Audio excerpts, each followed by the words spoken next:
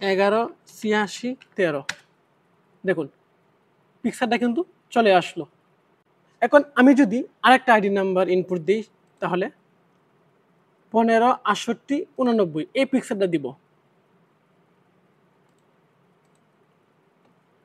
156889 দেখুন চলে আসছে কিন্তু।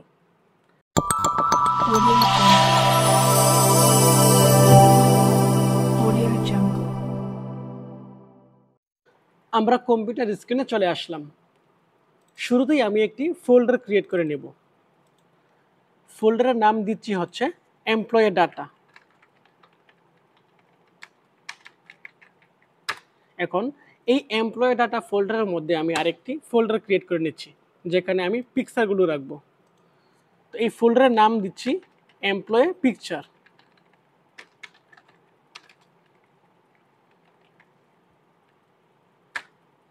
ওকে, এখন এই ফোল্ডারের মধ্যে আমি কিছু পিকচার রাখবো। তার জন্য আমি এখান থেকে কিছু পিকচার কপি করে সেই ফোল্ডারে পেস্ট করব।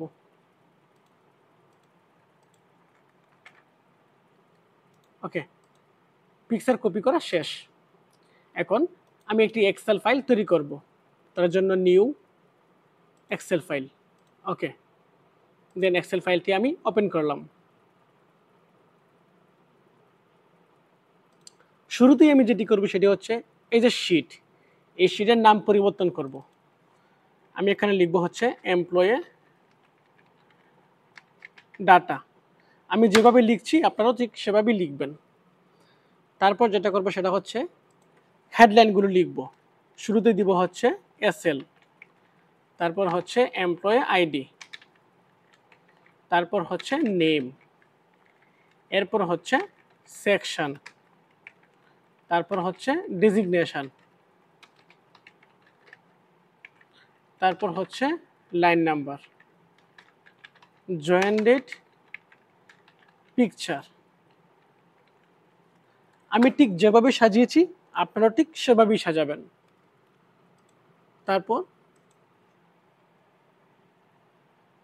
এই রোগুলো আমি একটু বড় করে দিব। আমি এর হাইট দিচ্ছি হচ্ছে 50 বা একটু বেশিও দিতে পারি। আচ্ছা 52 দিলাম। ওকে, এই জায়গায় হবে আমার পিকচারটা। আমি একটু পিকচারটা গোটা বড় করে দিলাম। ওকে, বাকিগুলো এভাবেই রাখলাম। এখন আমাকে যে কাজটা করতে হবে সেটা হচ্ছে আমাকে দুটো কোড ইনপুট করে দিতে হবে। তার জন্য উইন্ডোজ F11 বাটনে ক্লিক করলাম। ওকে, তারপর হচ্ছে বিবিএ কোড অপশনটি চালু হয়ে গেল। এখন আমি এই যে ইনসার্ট, তারপরে মডিউল, এখানে ক্লিক করলাম। এখন কোডটি ইনপুট করার বক্সটি চালু হয়ে গেল।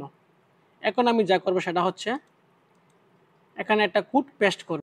এই যে কোড, আমি প্রথম কোডটা কপি করলাম। এখন আমি এখানে পেস্ট করলাম। তারপর Ctrl+S ক্লিক করে সেভ দিলাম। ওকে, এখন এই যে দেখতে পাচ্ছেন শিট 1 এমপ্লয়ি ডাটা, এখানে ডাবল ক্লিক করব। ডাবল ক্লিক করার পর এখন আরেকটি বক্স ওপেন হলো। এখানে আমি দ্বিতীয় কোডটি পেস্ট করব। তার জন্য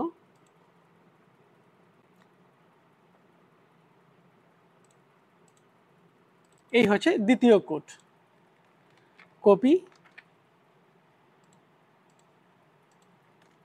পেস্ট, তারপর হচ্ছে আবার সেভ দিব। ওকে, এখন আমি এটা কেটে দিব। এখন আমি আবার Alt+F8 বাটনে ক্লিক করলাম। এখন ম্যাক্রোটা ওপেন হলো। এখন সেটাকে আমি রান করব। এন্টার। ওকে, এখন আমি আর কিছু না করে সরাসরি ফাইলে ক্লিক করব, তারপর সেভ এসে ক্লিক করব, তারপর ব্রাউজার, এরপর ফাইলের একটা নাম দিব। নাম দিলাম হচ্ছে এমপ্লয়ি ডাটা ফাইল। ওকে, তারপরে আমি এটাকে এখানে এই যে এক্সেল ম্যাক্রো এনাবল্ড ওয়ার্কবুক এটা সিলেক্ট করে সেভ দিয়ে দিব। একটা পপআপ মেনু আসবে, তারপর সেখানে ওকে বাটনে ক্লিক করবেন। ওকে, এখন আমরা সব কিছু কেটে দিব।